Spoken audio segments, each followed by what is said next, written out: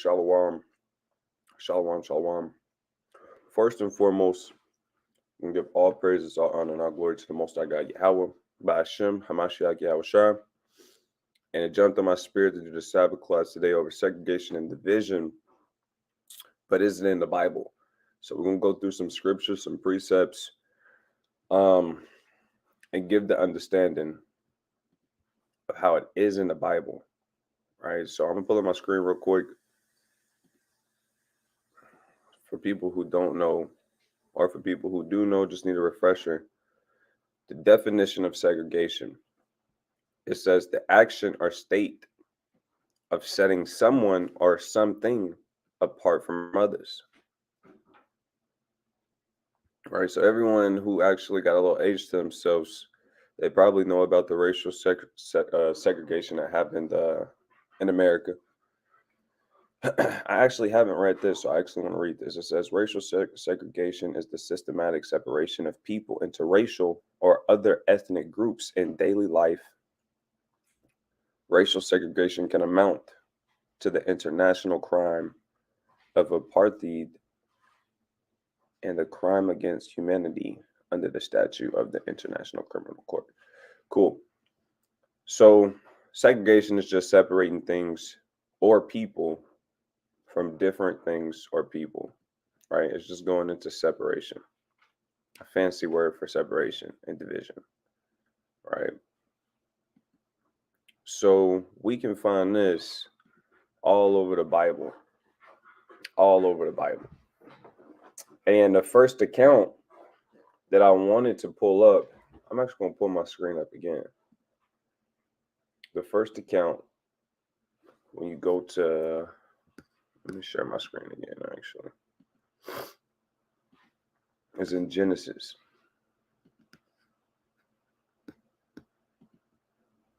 And let's pull it up, man.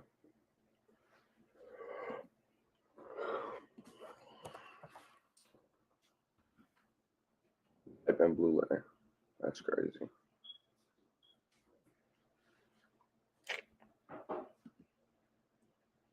Check it out.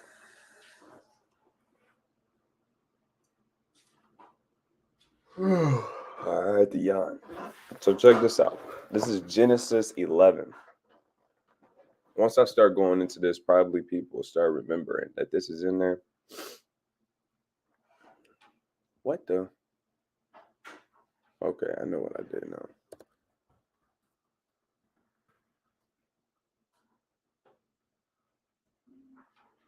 Yeah, I want Genesis 11. All right, so check it out. It says, "And the whole earth was of one language and of one speech. And it came to pass, as they journeyed from the east, that they found a plain in the land of Shinar, and they dwelt there.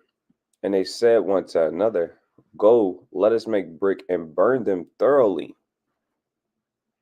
And they had brick for stone and slime they had for mortar."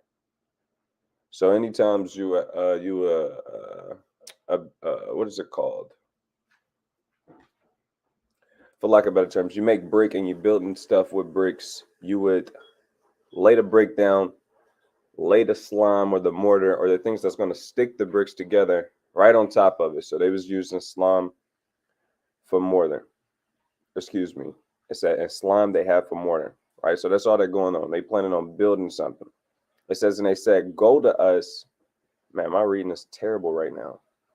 Verse 4 says, and they said, Go to, let us build a city and a tower whose top may reach unto heaven.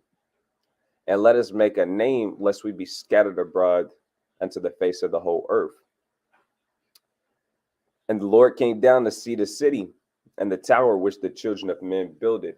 So don't get caught up on this. The Most High God is not leaving his throne. So he sends his workers. He sends his angels to come see what's going on earth. Like he always does.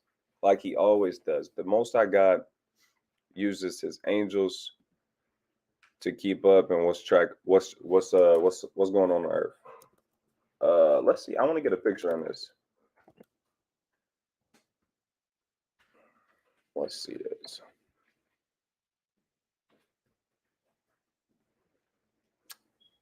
This is This is what I'm used to imagining in my head because I looked it up a long time ago. All right. Why are they trying to do this? Look at this. All right, if you can see this, look at this. This should not be that funny. It says aloha. Why is this so funny? Hola, hello. And I guess all of these is just hellos and, greetings. This is hilarious because these languages wasn't around. That's why I'm laughing. English wasn't around. But yeah, just so y'all can picture something in y'all head. Tower of Babel. This one looks kind of spooky. Okay, let's jump back into it. It says, and the Lord came down to see the city and the tower which the children of men builded. It says, and the Lord said, behold, the people is one, and they have all one language. And this they began to do, and now nothing will be restrained from them, which they have imagined to do. Go to, let us go down, and and there confound their language, that they may not understand one another's speech. So whenever the angels see this, they report back to the Most High, and they like, yeah, they all speak in one language. They building this city, and they're building this great tower, and they doing whatever the hell they want to do down there, right?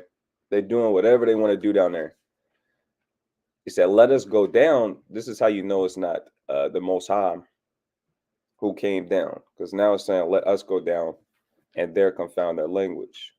The us is the angels, that they may not understand one another's speech. It says, so the Lord scattered them abroad from thence upon the face of all the earth, and they left off to build the city.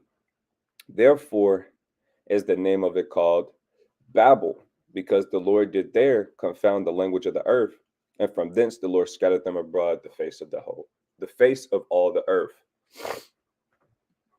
So I want to grab this in a blue letter. But this is the first example in the Bible, if I'm not mistaken, of course, where the Most High God really started dividing people. From what I really know, this is probably the largest scale of division in the Bible. I can say that. The largest scale of division in the Bible. Right. I wanted to get the word Babel. So it says, therefore is the name of it called Babel, because the Lord did there confound the language of all the earth, and from thence did the Lord scatter them abroad upon the face of all the earth. So this place is called Babel. Now it's important to know what certain words mean in the Hebrew, man. It's important to know. It gives you a better understanding. Right? Because America is called Babylon. Now it says Babel or Babylon. It says confusion by mixing. Confusion by mixing. So this is what was going on. You have all the different families on the earth, all the different clans, all of the different tribes, all of the different nations mixing heritages, language, genealogies, just doing all kind of stuff, doing whatever they want. So you could only imagine the different guys that they were serving, maybe just the freaky stuff that's going on. You got all of these. It says they made a city and created a tower. It was a whole city. In order to make bricks, you got to set up shop. You need different kinds of smiths. You got people raising cattle, people harvesting and growing wheat. You got governors. You got all of these different kinds of people, and they doing this. It's just getting crazy down there. It's getting crazy down there. The Most High did not like what he saw whenever he sent them angels down there. You can imagine a lot of stuff going down there being unrighteous. You can see Imagine it being a lot of sodomy. You can imagine what's going on in America. You got men being women, sodomy, oppression, all kinds of chaos, right? All kinds of chaos, madness and chaos, all kinds of that. I mean, look at the place. Look at the place. People would probably worship in this tower. They're not trying to worship the Most High. They probably worship in this tower. They probably had an abundance of different gods already, but they was really getting into this. Think about how many workers you had to have working on this thing.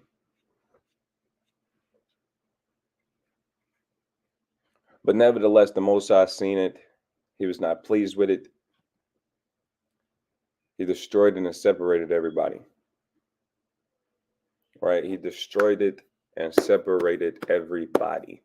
I'm gonna go down to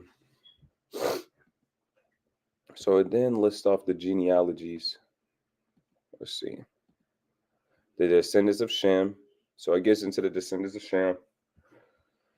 In chapter the chapter before, it lists off the descendants of everybody else. So you got Noah, right, you got the sons of Ham. I think Japheth is up here. Okay. I'm kind of doing some of this for myself. You got Shem. I think I want this last verse. No.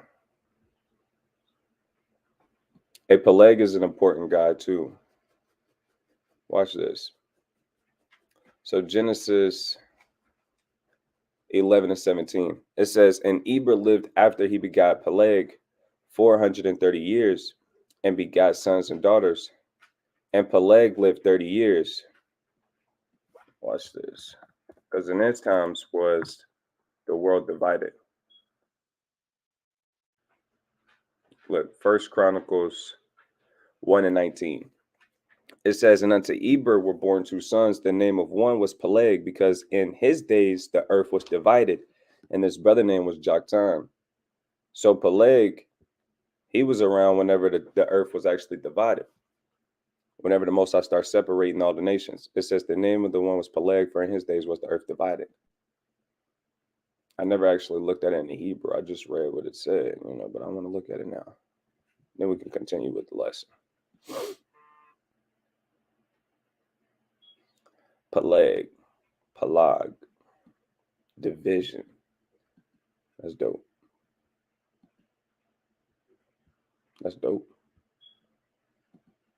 I got a fetish with looking up people's names in the Hebrew.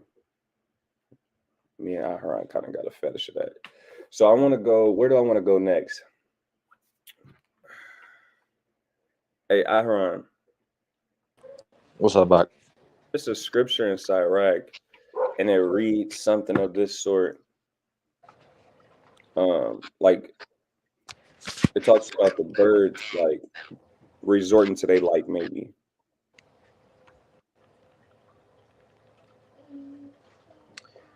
Sirach 27:9. All right. Let me go to mine. I'm gonna pull it up. Let's see. Might need to get into this.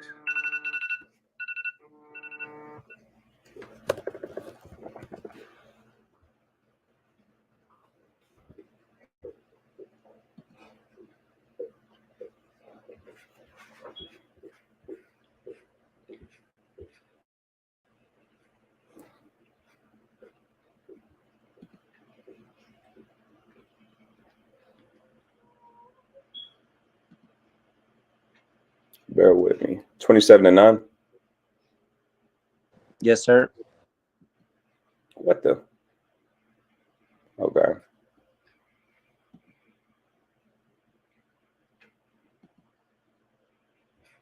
All right. Sirach chapter 27:9. Sirach 27:9. It says, birds come to roast with those of their kind. And the habit of honesty comes to those who are trying to be honest. It's another one. It's another one. That actually say what it say though. It say they come to roast or roost. I thought it said roast. I was about to say, damn. Roost with those. And it's another one that's all right. You want me reading the KJV? Yeah. It says, "The birds will resort unto their like, so will the truth return unto them that practice sinner." That is actually what I was thinking. I didn't know I was in a GNT. I typed in GNT, forgot all about it. He said, "Forgot all about it." Man, it's another one because it'll keep it's like a few verses long. I think I can find it. Okay. It's 13 and 14.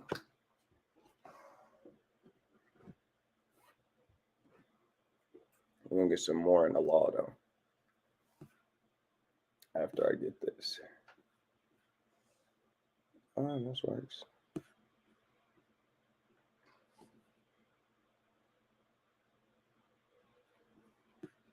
Sorry, chapter 13 and verse 14.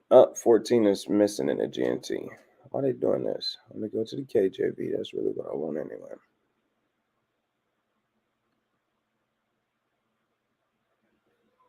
Whenever I start streaming, this thing just ain't moving as quick no more. It's that Apple product, brother. Yeah, When it comes to computers, brother, you got to put that down. Brother, let Yada hear this. Bro, when it comes to computers, bro, you got to put that down. When it comes to the phone, they got the game sold up. I agree. This computer stuff, though, you got to leave that to Microsoft, big bro. Leave that to Windows and them. It's Bill Gates. You know what I'm saying? They ain't gonna let me live. All right. That's funny. Check it out. Sorry, 13 and 14. It says, "Love the Lord all thy life and call upon him for thy salvation." That's nasty. That's simple, straight to the point. I like that.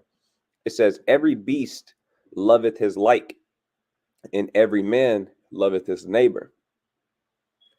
All flesh consorteth according to kind, and man will cleave to his like." Right? That's nasty. Every beast loveth his like. What does that mean? You love the one who's like you. You love the one who's like you. It says all flesh consorteth according to kind. So all flesh, you're gonna go be. You see the pigeons with the pigeons. That's what you see. You see black ants with black ants, red ants with red ants, crocodiles with crocodiles. You see this.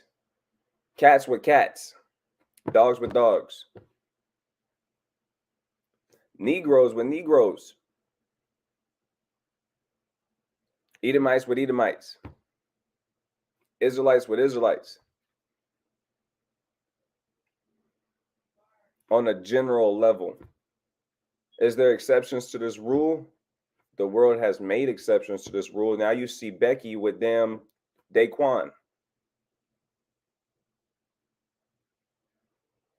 That's what you see now. That's what you see now. But from the beginning, it was not so. It was not supposed to be like that. It says, what fellowship have the wolf with the lamb? So the sinner with the godly. And you see this too. You see the righteous men with other righteous men. You see the wicked men with other wicked men. Captain DeBar used to always say this at Cam, look, if you're around 6 crackheads, you're going to be the 7th. Or it might have been Hezekiah. One of them old heads. They used to say that all the time. It says, what agreement is there between the hyena and dog? And what peace between the rich and the poor? That's so heavy. What peace is there between the rich and the poor? You're going to find out that there is none. The rich want the rich to stay rich and the poor to stay poor so they can benefit off of their backs. The scriptures speak on this A lot of times. A lot of times. A lot of times. I'm gonna show y'all a scripture that I really like. Maybe two. Because the spirit kind of moved me here real quick. Proverbs chapter 22 and verse 7. The rich ruleth over the poor, and the borrower is servant to the lender. So this is how we know that we are not free. So if you think that you're free, get it out of your mind. Get it out of your hand. Stop thinking that way. The rich rules over the poor. And our people are the poorest people. We are definitely impoverished. All right, let me grab this other scripture for you. James chapter 2, verse 6. It says, but ye have despised the poor. Do not rich men oppress you and draw you before the judgment seats? This is exactly what's going on. We're despised as poor people. If we see a brother or sister who is financially weaker than us, we despise them. And the people who are more financially stable than us, they despise us. That's how it goes. But the Lord told us not to be like that. We're supposed to help the poor. It says, do not rich men oppress you and draw you before the judgment seats. Because the reality is, we're being oppressed by people who have way more money than us. The difference in our bank accounts is so small, you shouldn't even be even looking at your brother like that. I mean, it's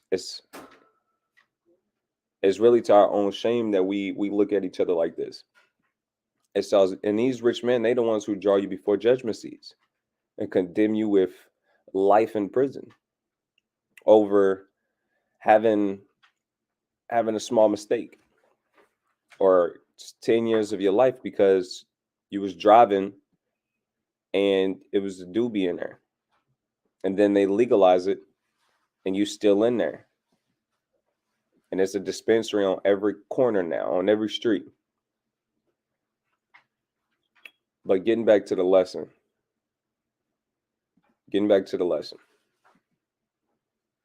Everyone's going to be what they're like. Everyone's going to be what they're like. All right, let me get another scripture. Let's get this classic. I stopped pulling out this a long time ago, but it needs to start being brung out more. Shoot, you can even, before we even get that, let's go to Exodus. What is it? This is the classic right here. Exodus chapter 11 and verse 7, right? I'm going to give y'all the understanding of this. It says, but against any of the children of Israel shall not a dog move his tongue against man or beast, that ye may know how the Lord doth put a difference between the Egyptians and Israel. So he said, I mess with the children of Israel so much, not even a dog is going to move his tongue against the children of Israel. Like nobody going to be able to do nothing against them. Of course, when they obeying him. It says, so that everyone can understand how the Lord chooses and puts a difference between the Egyptians and the Israelites. Salakia, Go ahead. can you go to Genesis 43 and 32 and break that down? I think it'll go good with this. Say it one more time. Genesis 43 and 32, and can you break it down? I think it'll go good with it. Okay.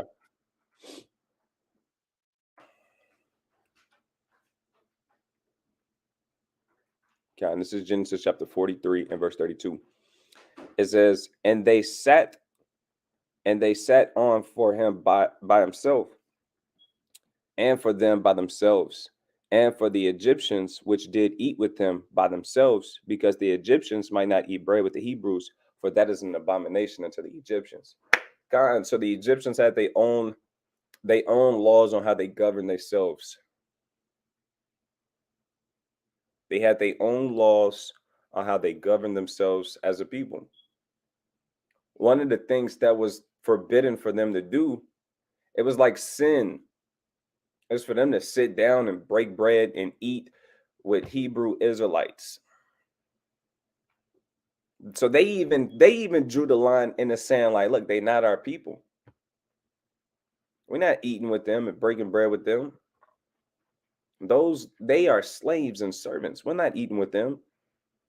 If we eat with them, they're gonna forget that they slaves. So this is a good example, Aaron. That was a perfect precept. Even they knew that we're not supposed to be the same people. We should be separate. We should be separate. We really should, man. So I'm gonna get it's another one, but I don't know it by heart. I think it's in Exodus. It says, and I will put a division between my people and thy people. Tomorrow shall this sign be. So I believe this is going into one of the plagues that the Lord was doing in Egypt. Okay. Yeah, the plagues of the insects. See, the Lord, he got like that the whole time. He was putting the difference between the children of Israel and the Egyptians. I mean, it makes perfect sense. If you just read the Bible and not be so caught up in Christianity and America, it'd be plain and simple.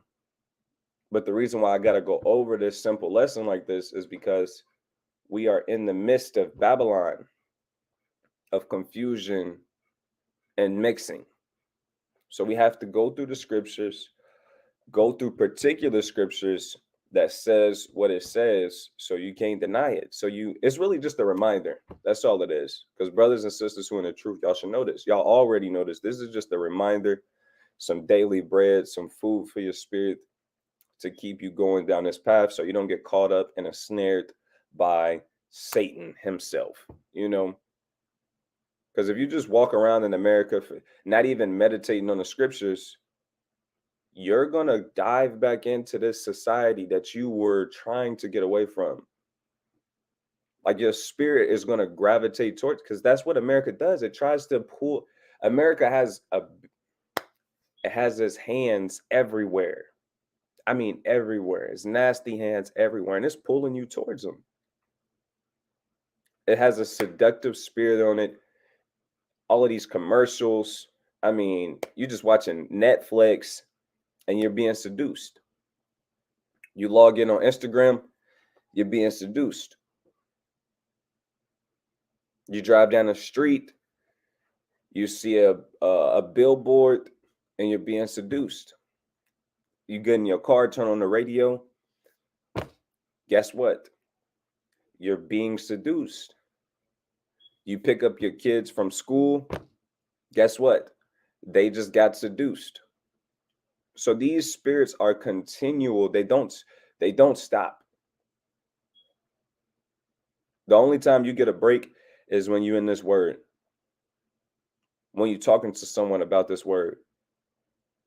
That's the best time, the best method to keep these seducing spirits off of you is to be occupied in the law, statutes, and commandments of God and the testimonies. That's the best way. Because you're gonna start feeling like, everyone isn't bad. And I talked to this one white guy and he gets it. You're gonna start getting on that kind of time. You really are gonna get on that kind of time, but you can't forget. You cannot forget. All right, I want to grab something in Second Ezra, because this isn't just. It's crazy because some people believe that. Look, it was just up until Christ came. Now everyone's one people and they can be Israelites and spiritual Jews. Man, stay away from people like that. They're gonna get you caught up.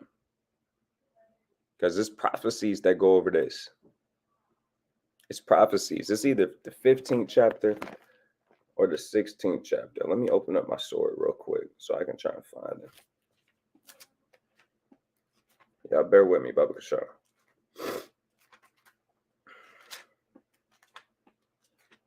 I actually really I see how important it is to get this preset. So let me find it real quick in my Bible.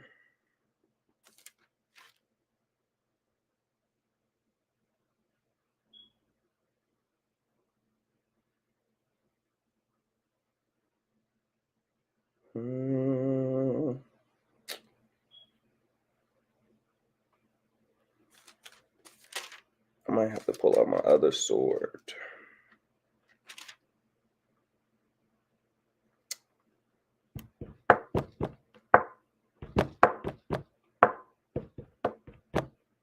Bear with me, bear with me. What you looking for? It's a scripture in Second Ezra. I'm pretty sure it's the 15th or 16th chapter, right? That talks about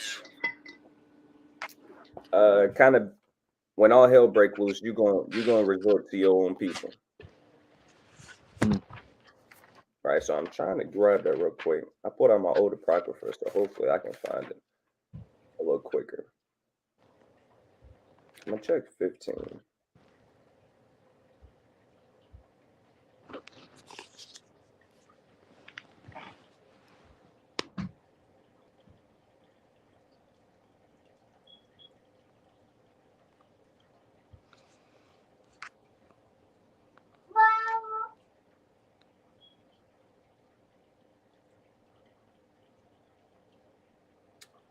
I got something, but I remember it being more detailed.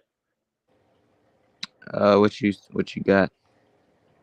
15 and like 16ish, 15ish, 15, 15ish. But I feel like it was another one. I know what you're talking about. I'm trying to find it. Right? I'm not tripping.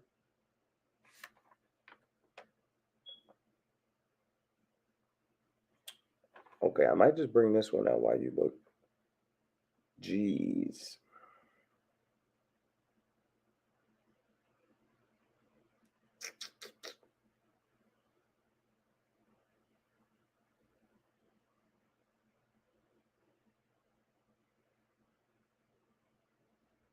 Okay.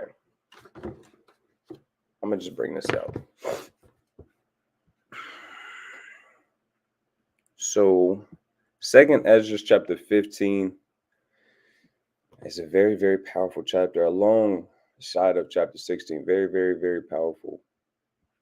And it gives you a lot of things that's going to happen in the days to come. Like, last days kind of time. So it's a particular, and these chapters in 15 and 16 is pretty long. So it's a particular verse somewhere in there, but I couldn't find it. But I'm gonna bring this out and I'm gonna kind of paint the picture, and y'all will understand what I'm saying. 15 and 15, second Ezra. It says, "For the sword." It says, "Woe to the world." I'll start at 14. "Woe to the world and them that dwell therein, for the sword and the destruction draweth nigh, and one people shall stand up and fight against another, and swords in their hands." So it says all hell is going to break loose. It says, "Woe to the world." That means destruction. It says the sword and the destruction draweth nigh. Then it goes on to say, and one people are going to stand up and fight against another with swords in their hands. Now, I don't believe that we should take this so literal and say, everyone's going to be walking around with swords. Like, that's not the breakdown. People are going to be walking around with instruments of war, things that you can kill people with. War is going to be in their spirits. Survival is going to be in their spirits. Let's say that. So whether it's a gun, a pocket knife, a box cutter, a bat, a bow and arrow, or any other object they can use to hurt you and inflict pain, it's going to be crazy out there. You're going to have nations fighting against each other on a large level. I mean, um, ballistic missiles. I mean, heavy artillery, turrets, fighter jets. I mean, bombs and explosions, machine guns. I mean, things are going. All hell is going to be breaking loose against nation against nation. We didn't even mention the nukes, the nuke play. You think they made all of these bombs to never use them? There's going to come a time when they're being used. A lot of people are going to be washed up. A lot of people are going to vanish. And I know a lot of people, a lot of Israelites, not even just Israelites, a lot of the world is ready for World War III, or get in their mind prepared for World War III, because it's just in the air. You see a lot of people training their kids from a young age how to use weapons. You got Israelites doing that, you got Edomites doing that, you got Chinese people doing that, you got everybody in the world kind of doing this on some kind of level. Some higher than others, obviously. Some people are more resourceful, got enough resources to actually set up programs to actually teach these children that, and can actually fund that. Vice versa, the Israelites, we're not as structured as a people to be able to do it on that kind of level, and we don't have the kind of funds to be able to do that. Mind you, we're in captivity. That's why it's so imperative that we don't just rely on what they're relying on, because if we rely on the same thing to get our kids ready and teach them how to do it, we're going to lose that fight. They created these weapons.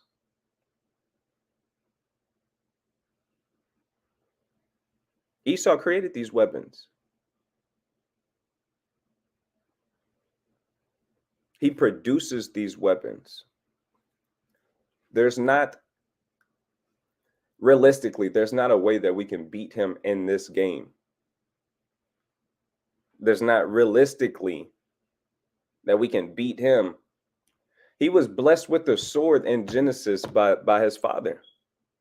Realistically, we're not going to be able to outplay him in his game. He's not going to give us his best products for destruction. Aaron sent me a video. I almost want to try and pull it up, where this guy is shooting. I don't know what to call it. What was it called, Aaron? You know what I'm talking about? Bro, I know exactly what you're talking about. I don't know what the hell that thing was called, but I'm gonna send it to your messenger. That way you can try to pull it up on Okay, what's the let me know when yeah. you do that. God. But there's no way that we're going to be able to beat him at his own game. For one, he was blessed with that.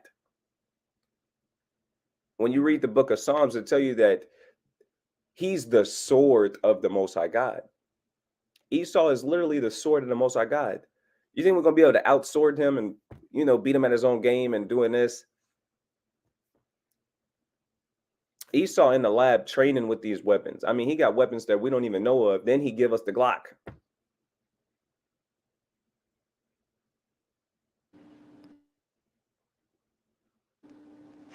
I sent it. Okay.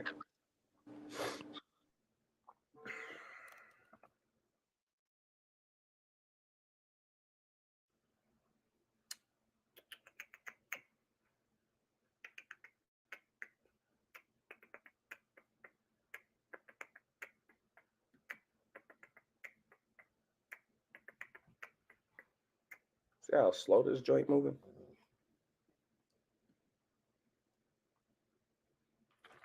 Bear with me.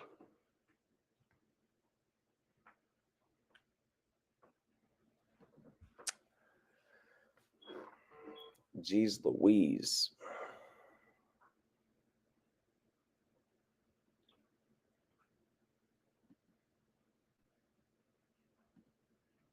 Start moving some of these tabs, because, geez, we almost there. We're working on it. M or minigun shooting tracers car. Look at that. Jake think his his Draco finna knock that down. Bro, bro, bro, what? Bro, what?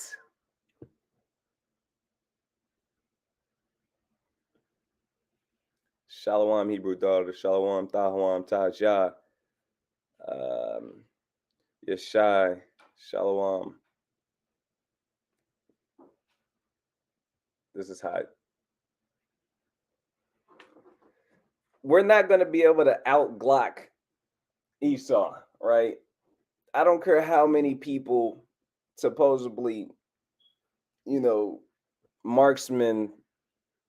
That's not the game that we're trying to play. All right. That's not what we're going in there to do.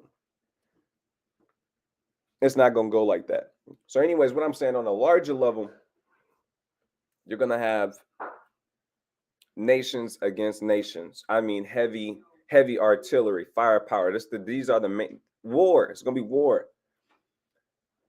We're going to keep reading. It says, "For there shall be sedition among men, and invading one another. They shall not regard their kings nor princes, and the course of their actions shall stand in their power."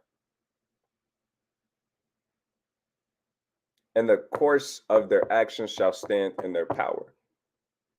So all hell is going to be breaking loose. I want to show y'all this word. It says sedition. What time we got? Dang, it's 12:30. Jeez. That snuck up on me. Dang, that snuck up on me. It says conduct their speech, inciting people to rebel against authority or a state of monarch. So you're going to actually have uprising against the government. For there shall be sedition among men, invading one another. They shall not regard the kings nor princes. So they're not going to regard the president, the governors over, the different states that we live in. Like the course of action is going to stand in their power. If they got enough power to do this, they're going to do that.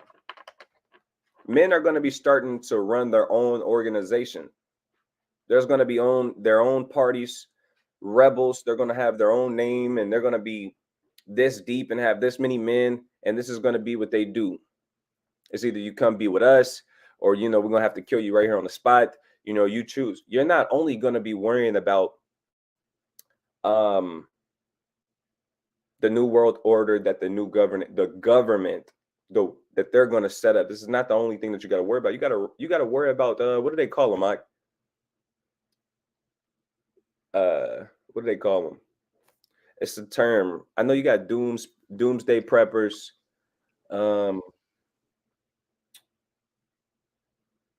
It's a word that actually breaks down how people they plan for this day, and they want